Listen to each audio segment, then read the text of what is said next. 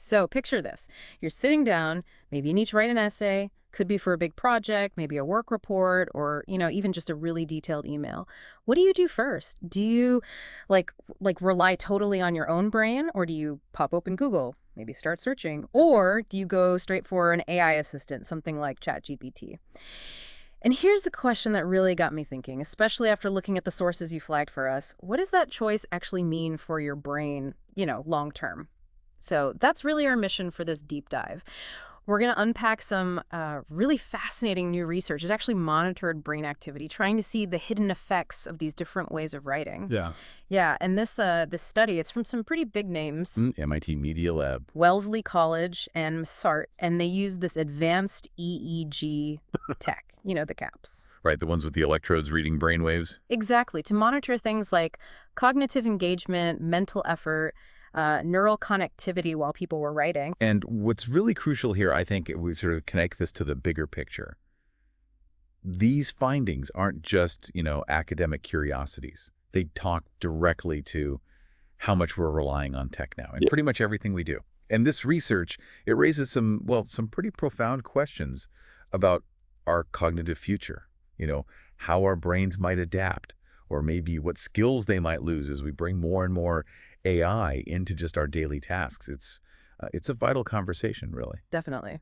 Okay, so let's unpack the experiment itself. How did they set it up? Seems like it was pretty straightforward. They had participants write essays, but under 3 different conditions. So one group, they just worked completely unaided, just their own thoughts, their own knowledge. Right. Another group could use a search engine, like Google, for help.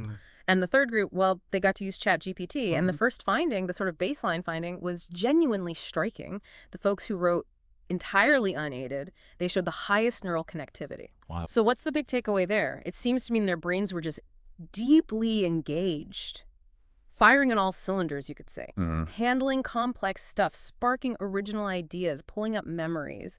It wasn't just writing, it was like a full cognitive workout. Right. Demanding substantial mental effort, you saw robust cognitive activity. Exactly. What's fascinating there is how clearly it shows that holistic engagement. When we just rely on ourselves, on our own mental faculties, it's not simply getting words down. It's like the whole cognitive orchestra playing. Right, like everything working together. Exactly. That intricate dance of different brain regions collaborating, Yeah. producing original thoughts, synthesizing ideas.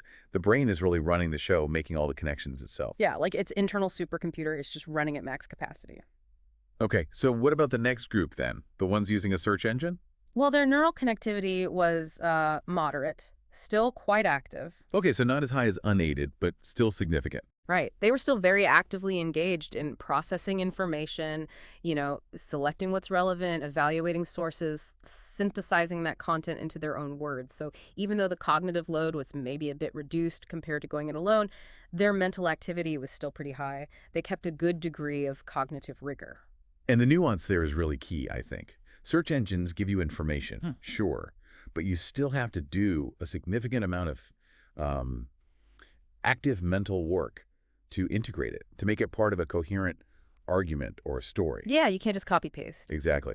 And it raises that important question for all of us, right? Yeah. How well do we actually filter, evaluate, and truly use external info, even when it's right there? It's not just finding facts. It's about judging them, making sense of them, discerning value. Okay, now, and this is where I think a lot of people listening are probably leaning in. What happens when AI really steps in? Like, as a co-writer, this is where the data gets pretty eye-opening. When they looked at the participants using ChatGPT, the EEG showed notably lower neural connectivity. Lower than the search engine group, too. Yeah, much lower. Yeah. It suggests really minimal cognitive engagement. People relying heavily on ChatGPT showed significantly reduced brain activation, noticeably less cognitive effort than either of the other groups. Wow. It almost seemed like their brains just kind of switched to standby. So just to be clear, the brand wasn't just doing less work, but like significantly less work, even less than using Google. Absolutely. Yeah. Significantly less. And then there was the qualitative data, the interviews they did with the ChatGPT users afterwards, that really drove the point home. What did they say? Well, a lot of them struggled to remember details from their own essays right after writing them, or even quote accurately from what they just produced. That's telling. Yeah, and they described the writing experience itself as feeling detached, impersonal. Hmm. Many flat out admitted to doing, quote, substantial copying and pasting rather than original thinking. It just wasn't their own thought process ending up on the page. And if we connect that back to the bigger picture, that detachment, that reduced effort, Hmm. it's fundamentally different, isn't it? It's different from the active synthesis you still need, even with a search engine. Right. With ChatGPT, it sounds like the brain is acting more like a conduit for information rather than an active processor, an active thinker. Yeah, that's a good way to put it. It's like trying to remember a recipe you just watched someone else cook versus cooking it yourself. You have to grapple with it, or it just doesn't stick. Mm-hmm. And that could really lead to a serious decline in deep learning and actual understanding, not just surface-level task completion. Okay, so that's already quite a bit to think about. But here's another layer of the research that honestly makes you really consider your own habits. What happened when people switched methods partway through the study? Ah, okay. So they didn't just stick to one method. No, they had them switch. So first scenario, Mhm. people who started with ChatGPT, but then later they tried writing completely unaided, just on their own. Okay, what happened? They showed considerably weaker neural connectivity when they tried to write independently. Weaker than people who only wrote independently. Yes. The researchers suggested their brains seemed to have, quote, adapted to the lower cognitive demands introduced by AI, which made the subsequent independent task notably more challenging. It's like their brains got used to cruising on autopilot and then really struggled to, like, get back into manual gear. That finding connects directly to this concept where researchers talk about cognitive debt. Cognitive debt. Okay, explain that. Well, it suggests that over-relying on these AI tools could actually weaken the essential cognitive skills we count on. You know, critical thinking, memory retention, the ability to synthesize ideas independently. So using the tool too much might make you worse at the task without the tool. Potentially, yes. Oh. It really makes you pause and ask, Yeah. are we maybe inadvertently undermining our own mental horsepower just for convenience? Wow. That is, yeah, that's a powerful question. But okay, there was a second scenario too, right? Which Yeah. maybe offers a bit more hope. Participants who started the other way around.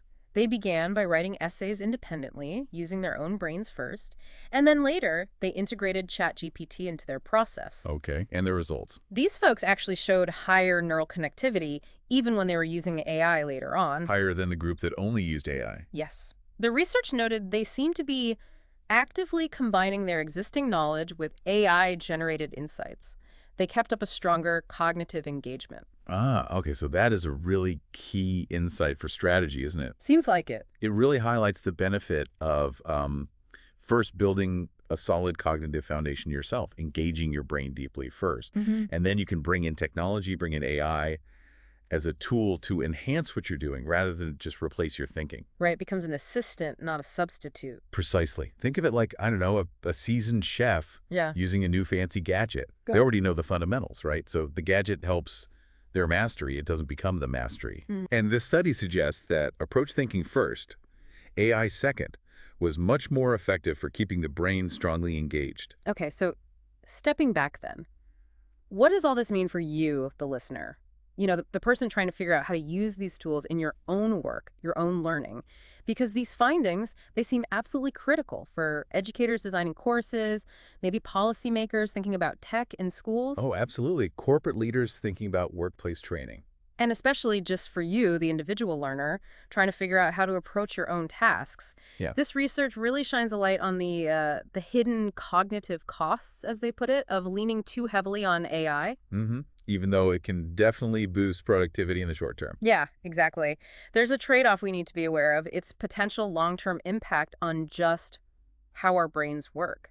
And the authors, the researchers themselves, they really emphasize the need for balanced technology integration. Balanced. Yeah, advocating for intentional and mindful use of AI, not just defaulting to it.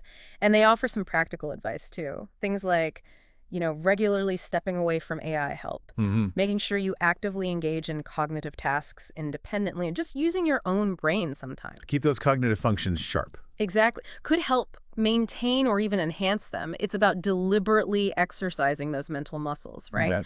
So maybe no more outsourcing all our thinking to the algorithms if we want to keep our brains fit. Noted for myself there. Exactly right. And look, this isn't about demonizing AI or saying we should avoid it altogether. that ship has sailed, really. Right. It's about making informed choices, Yeah. about strategically balancing how we use it.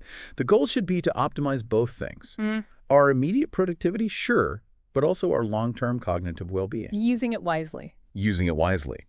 As a powerful tool in our cognitive toolkit, rather than letting it become a crutch that, eventually weakens our fundamental abilities.